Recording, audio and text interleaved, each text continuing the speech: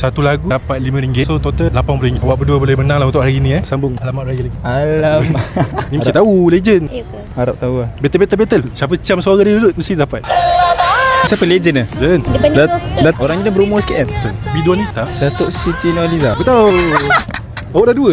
Awak dah betul dua? Kenakan nama, umur dengan asal mana? Nama saya Muhammad Rashidan Shah. Saya Ain. Kita ready untuk lagu yang pertama? Okay, ready? Okay, let's go. Siapa Ustaz ni? Tahun lepas pun diorang ada lagu raya viral juga. Diorang girl group. Ada 3 orang. Tahun lepas punya lagu raya diorang kau-kau viral. Ini lagu pertama kita dapat ni. Tahun lepas diorang nyanyi lagu Alamak Raya Lagi.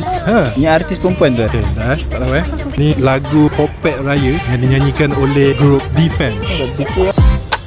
Dengar betul-betul suara tu. Nikmati suara diorang. Ni pun setiap tahun ada lagu diorang. Tahu.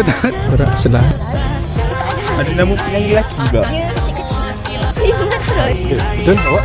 Lelaki tak tahu lah. Tadi saya tahu. Tahu suara perempuan tu je. Suara macam datuk-datuk sikit. Datuk Ali Syukri. Tu. Wah. Tahu ni baju. Dah ada grup ke? Tak ada. Ini kira duet. Tahu apa ni? Nyanyi lagu Kopi dan Macam Matching Raya Danish Sufian dengan Nazuk. Satu grup, satu single. Dua-dua kira legend. Ini senario ke? Betul. Ya, saya tak tahu apa-apa.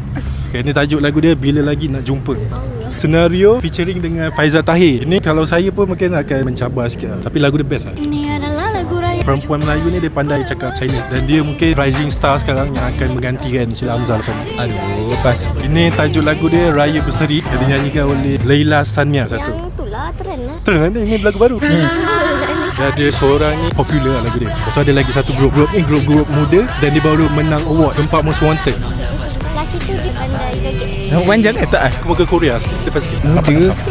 Ini lagu tajuk dia Raya Macam Raya. Herusan ni dengan Alpha. Tengok YouTube. Tengok. Dimulat dengan Saya tahu ni. Kena battle tau.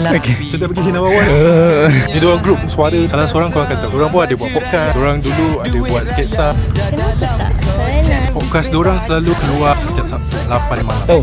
Salah seorang dia ada jadi penyanyi sekarang. You memang sangat cute. Ada tak tahu. Tajuk dia Raya Check yang dinyanyikan oleh Sturk Production. So kita dah sampai lagu ke-8. Sekarang 2-1. Mungkin Ain boleh daripada RM5 tu boleh double jadi 10. Kalau awak teruskan, awak boleh dapat lebih kan. Tapi kalau salah jawab pula akan burn. Tapi korang nak decide siapa nak double up ataupun nak ujus ke macam mana. Lagu yang ke-9 double up. Oh, depan dia Ruki. Tak syarat ke tu? Betul. Aduh lah. Okay, so awak bawa balik RM10. Awak pun balik bawa balik RM10. Betul lah. Saya rasa awak berdua ni jodoh lah Dia doa InsyaAllah. Sebetulnya saya nak pergi ambil duit raya Tanya pasangan je. Pasangan yang adil lah orang cakap ni. Okay, ni untuk awak. Tak kasih. Ni untuk raya untuk awak juga. Terima kasih. Okay, terima kasih. Selamat raya. Terima kasih bang. Baik.